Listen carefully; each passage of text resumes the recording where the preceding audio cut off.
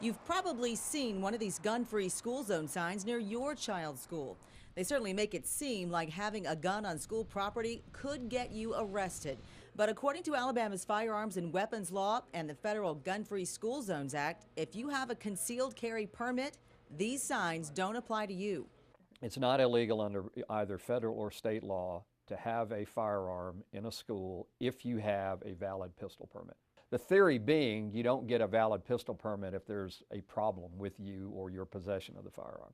Even though it's clearly spelled out in the state and federal laws, most of the more than 40 school superintendents in central Alabama we spoke with incorrectly believe that if someone brought a gun on school grounds, they would be violating the law.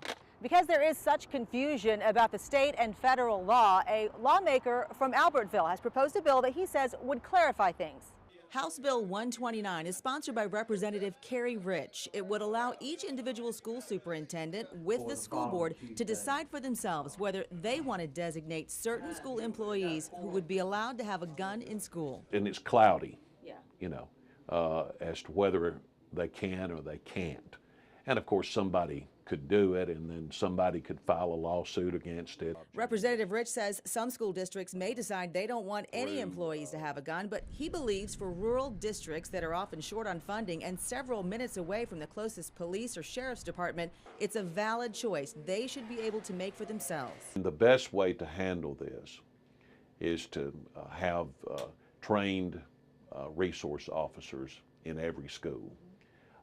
Unfortunately, that is financially impossible in a lot of areas. Under his proposed law, those chosen to carry weapons would have to undergo firearms training and be recertified every year. Representative Rich says the cost would be minimal. Much less money than if you had a full-time resource officer. It's an idea getting mixed reviews from parents. I am thrilled. I am thrilled that our state is getting proactive and they're standing behind our human beings, our teachers, our drivers.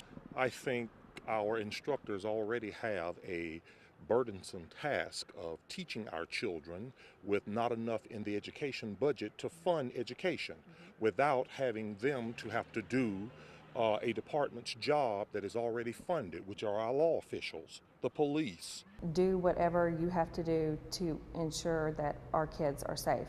Ivy Wilson has a unique perspective. Her 11-year-old daughter was in the gym at Chelsea Intermediate School when police say 21-year-old Ryan Sims took 5 students hostage at gunpoint in the adjoining middle school. I want to do whatever it takes to protect her, and if that means metal detectors or resource officers or armed people there willing and able to handle a situation, then it just has to be done. Most school superintendents we spoke with don't like the idea of arming teachers. I am a teacher and I am not a police officer, and I do not wish to marry the two. But Dr. Harris does believe there's a serious need for an increased police presence in schools, and that's why Cullman City Schools, along with the city police department, are sharing the cost of hiring 5 former police officers who'll be working for Cullman Police Department, each stationed full-time at one of the 5 city schools for the remainder of the school year. I know we can't prevent everything, but if we can have that presence at our schools, I think it's worth the investment. Okay, now the last sentence, guys. Tom Hodge is a history teacher at Clay Chalkville High School. He's been teaching for 20 years, but before that, he spent 30 years in the Marine Corps. Hodge spent most of his tour in Vietnam in a reconnaissance unit, so he knows how to handle a weapon. He stays fresh as a member of the Magic City Gun Club and takes target practice about once a month.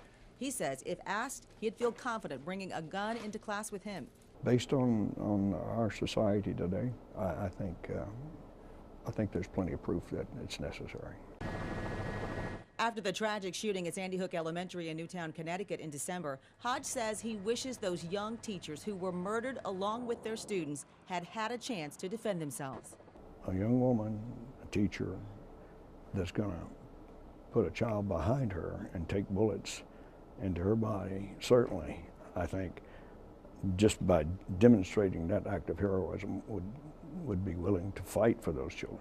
The dedication is there, but you fend off anybody with a handful of chalk. I'd like to have a fighting chance. That's my perspective.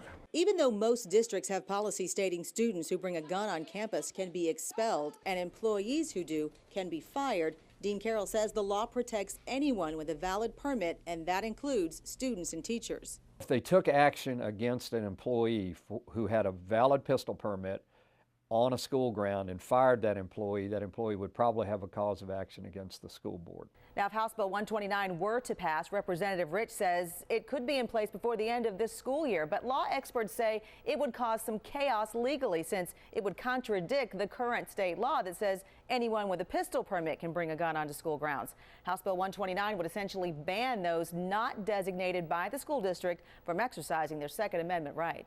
Lisa Crane, Alabama's 13 investigates.